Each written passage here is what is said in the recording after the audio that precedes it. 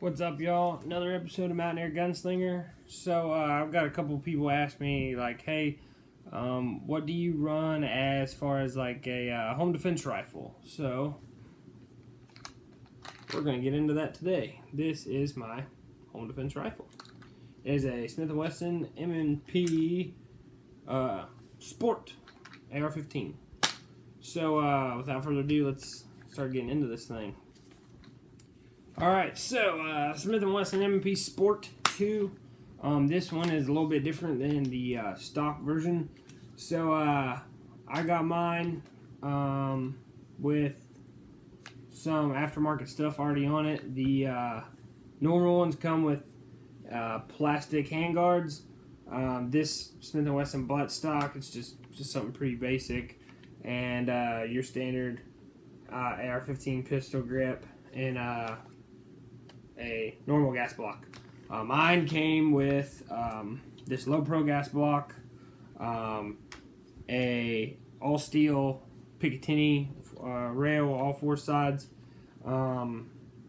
this butt stock, a sling swivel, and a larger charging handle. It's ambidextrous.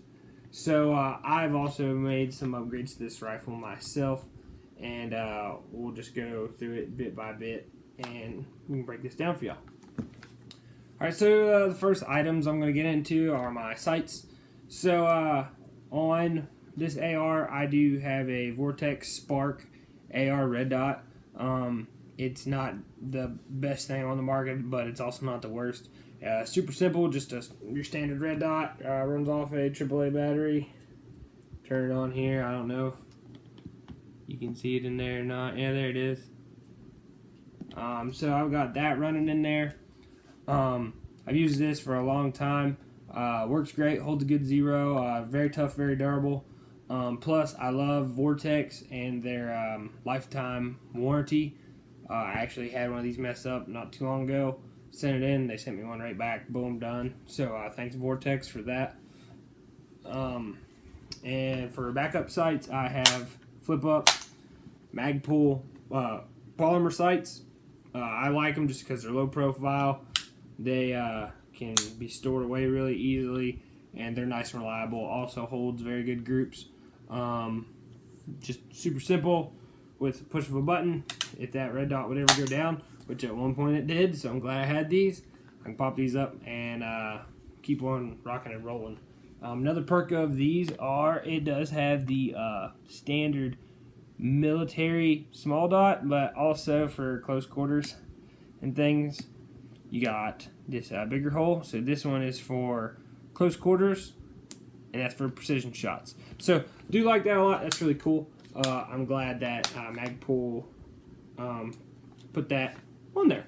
So definitely like that. So being that this is a self-defense rifle, I went and put a flashlight on mine because I think every self-defense rifle should have a flashlight on it. Because it's a self-defense weapon. You're going to be using it in a house and then probably in the dark, so you need to be able to see. So with that, I put a Streamlight polymer on there. It's real simple. Sorry. It runs off 123 batteries. It's very bright. I think this is a 300 lumen light. It's a pin cap, so you just bump it on with your thumb.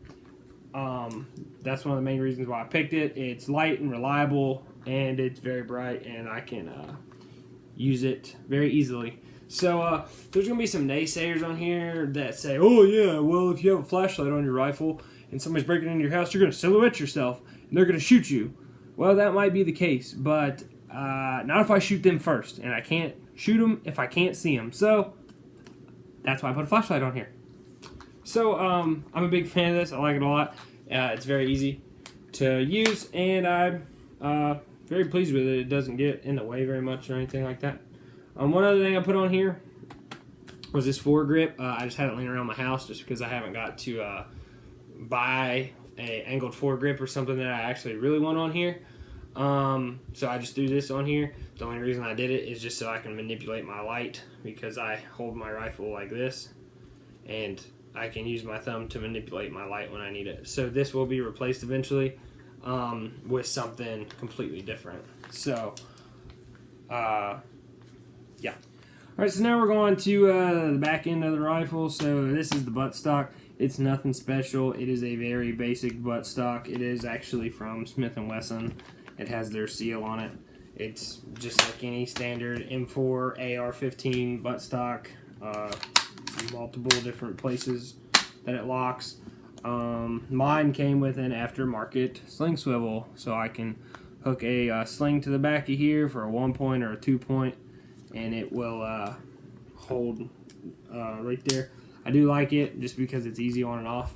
I don't like the traditional loop it through and loop it through down here on another sling point down here, which mine doesn't have that. So I am a fan of this. Not a huge fan of 1-point slings, but depends on what you're using it for and what situation you're in. And since we're at the back of the rifle, my charging handle. So mine came with like a Frankenstein standard charging handle, but it was like ambidextrous. I didn't like that at all, so I took it off and just threw it away. And I slapped this Blackhawk one on here. This Blackhawk ambidextrous charging handle was like $40. Super easy. You can grab it from either side. Really positive. I like it a lot. I've actually used that on 2 other rifles, and then I ended up replacing them. So this was just my spare, and I like it. It's very easy. I can definitely grab a hold of it real fast, so I like it a lot. Next thing that we're going to talk about is the Magpul bad lever. So if you've never seen a Magpul bad lever, so what it is pretty much takes place of your bolt catch right here. So it actually bolts over your bolt catch and runs into your trigger guard down here. So when you're out of rounds and you're going to slam another magazine home, instead of reaching over here and hitting your bolt catch, you just simply hit that switch straight down, and then you're right back in the fight. That's one less step you have to do to get back into the gunfight or whatever you're doing, and it's just as simple as flicking your finger and then back into the fight. So I'm a huge fan of this. I definitely like it. I've done some time trials where I've used this, and it has cut down times on my reloads. So big fan. I'm putting them in all my rifles and things like that, depending on what the rifle is used for, obviously. But huge fan. Definitely like it. Super easy to install, and they're like $15. So my suggestion is, if you don't got one, get one.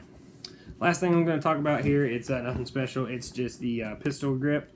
I put a Magpul pistol grip on here. It's one of my spare ones I had laying around. I am going to end up probably replacing it entirely with a completely different pistol grip. I ran black athletic tape around it, and then I have some more black athletic tape underneath of it that is spiraled around, so I can have something to grip when I'm wearing gloves and things like that. So it gives me a real positive grip and things. So that's nothing special. It will be replaced. One of the perks about it, though, is this nice little storage area here. You press this little button down. Maybe if I can get it down. Yeah, there you go. Press that little button down right there and just pull it out. And you've got a nice little storage hole for whatever you want. I think this one is specifically designed for, you can carry like CLP or something. You slide it up in there. The only thing I have in the base of my rifle is my front sight tool. So if I'm at the range or something and I don't have a tool, it's always in my rifle. So I just keep it in there, and I wrap it up in this little piece of paper towel just so it's not in there rattling around really loud or anything. So yeah, that's what that's for. Let me wrap this back up really quick. Put it back in there. And then we're good to go. Alright, so now we're just going to get into the internals really quick. This is a bone stock Smith & Wesson AR-15. M&P Sport 2. So there's nothing special about this. I'm just breaking it down. So if you've never broken down an AR-15 before, you'll get to see the chance. So push your back pin out, and you can break down like this. You can also push your front pin out right here. Push it out. I'm just going to leave it together just because it's easier for me that way. Pull out your charging handle. Here's your bolt. Charging handle. And then that's that. Now you can clean it, service it, do whatever you need to do. This is the bolt. Like I said, it's nothing special. It's not doesn't have any special coating on it. It's not lighter weight or anything. It's just a standard bolt, and things like that. Here is this charging handle, the Smith & Wesson or Blackhawk charging handle. I did polish it just so it can run a little better, and it does. So we're just going to go ahead and slide that back up in there.